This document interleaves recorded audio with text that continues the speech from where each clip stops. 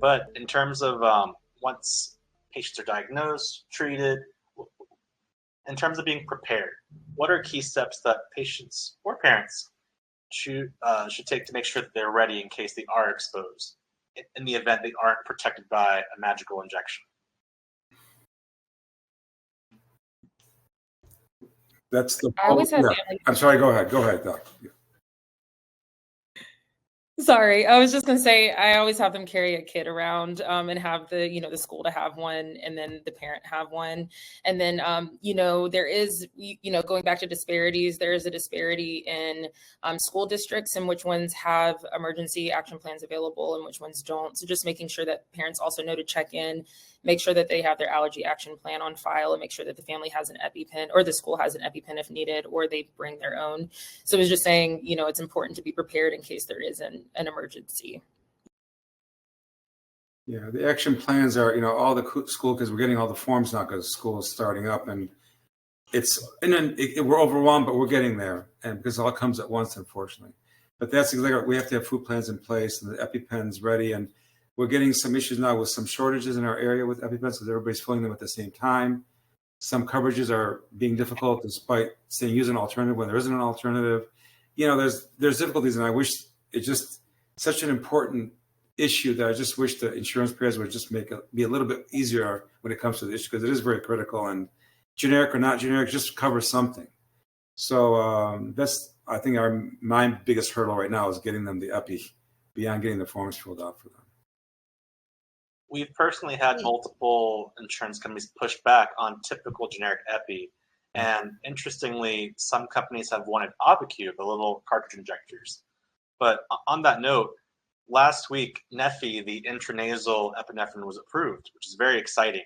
Have any patients reached out to the three of you about this? And what are your thoughts? Yes, which I was actually surprised at because I think I heard before I did, but it came through the AAP in a newsletter, and it was really exciting. And then right when I had read about it, a family came in and asked about it.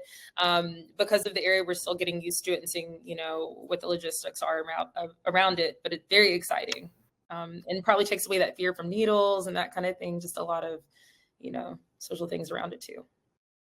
I've been obviously informed, as I'm sure the other panel members. Just I've not written it yet. We're still waiting to get maybe some details on it. And again, the coverage, I don't know where the price point is going to be. And again, anything that's new is going to be tiered. And I know it's going to probably require some extra paperwork, and so be it. But at least it's another product. And yes, I'm open to it. And I think it's a wonderful new option for children, especially because of the injection or lack of. I can comment specifically on the price. Yeah. So it might be around $199 for a 1 or 2 pack. We're expecting it to be added to insurance formularies within 2-3 months. And in the meantime, ARS will probably have coupons for people to get access to it in the interim.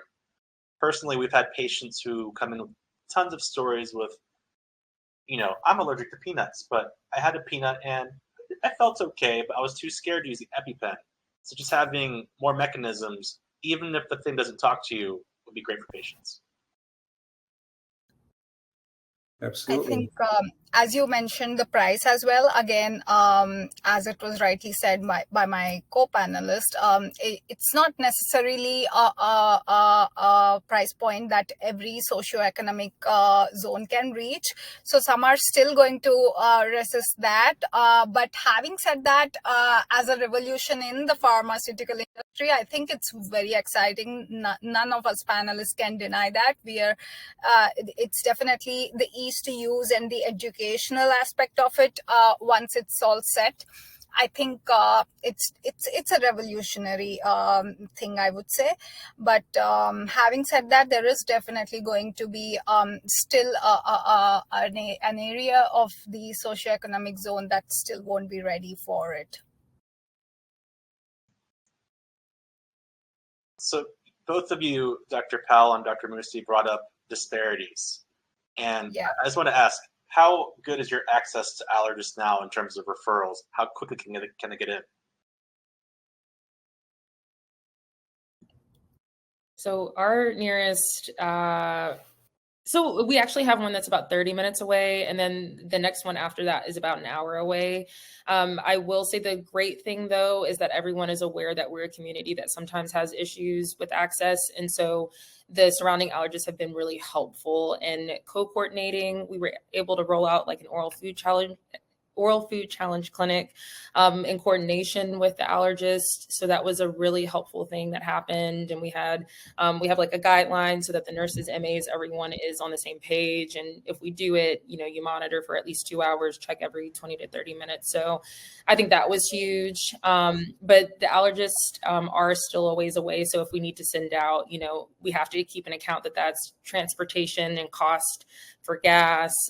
Sometimes they get there and there needs to be a follow-up visit. So it does take a lot of strain socially, but that's where the allergists and them being able to co-coordinate with us, that's why we're so grateful that we're able to have that collegial atmosphere.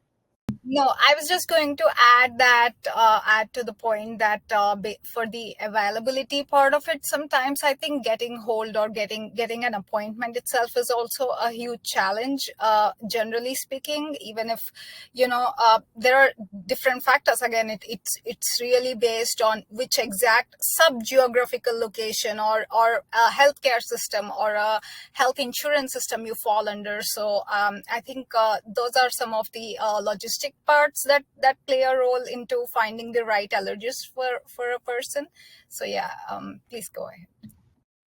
So with our practice, we try to prioritize the new patients getting into the practice. So they're referred from a primary care provider or other subspecialists. They're getting in pretty quickly. And if our schedule is full and we actually have other allergists that are on our staff that we can say, what you can call this doctor or that doctor to try to get you in as a buffer. As a general, really, for us, it's probably about a week, 2 weeks max to get in. Sometimes it's the same day, just depends on the schedule. Trying to adjust for this need. And we have a lot of rural patients that I mentioned earlier that don't have any allergies. They're coming literally from 100 miles away plus. And so we're very aware that they're coming. We have to get a lot of it done and not have to go back and forth because that's a big strain on them time-wise and financial, gas, et cetera. So we try to do as much as we can in the initial visit with minimal follow-ups and just have the primary care, a letter sent to them of what the plan is so they're in the picture and they can sort of pick up the plan and we're available if there's a question or a problem.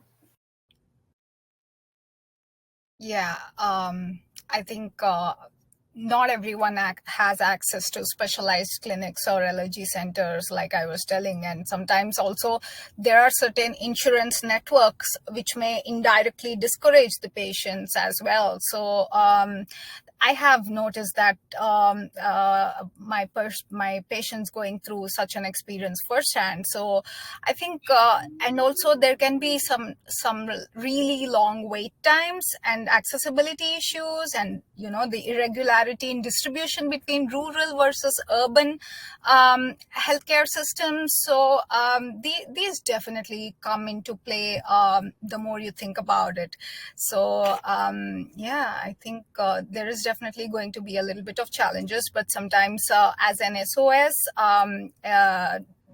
any clinician tries to help their best. And people that I know personally through my medical networking, I try to sometimes like add a note or like maybe reach out of goodwill and say that maybe this is a patient or this is a case that really needs your help or needs your review. So maybe you could make some extra time. So sometimes that humanitarian aspect comes into play.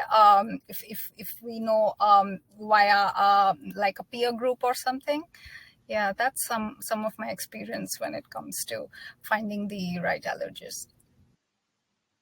I can tell you our practice, which has like 10 or 11 offices, is owned by private equity. So they're very good at getting us new patients. And I have plenty of telehealth options just to get people in who are quite far away. So it is helpful to break through some of these disparity barriers.